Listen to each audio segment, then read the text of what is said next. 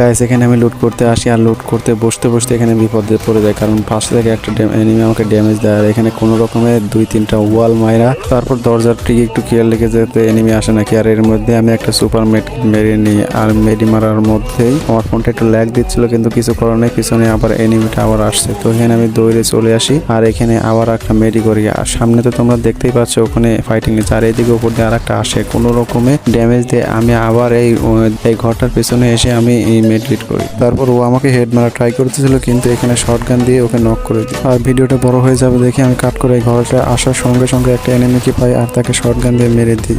তো এখন একটু সেফলি নেওয়ার জন্য আমি এখানে আসলাম, কারণ জোনটা অনেক বড় হয়ে গেছে আর এনিমির জন্য অপেক্ষা করতে করতে এখানে একটা স্কোয়াড আছে, তার মধ্যে 2টা এখানে আমাদের রাশ দেয়, কিন্তু আমার টিমমেটের ক্যারেক্টারের উপর উঠায় ও আমাকে শটগান দিয়ে মেরে দেয়। আর ভিডিওটি তোমাদের কাছে কেমন লেগেছে অবশ্যই একটা লাইক এবং কমেন্ট করে বলবো, আর চ্যানেল নতুন হয়ে থাকলে চ্যানেলটি সাবস্ক্রাইব করো।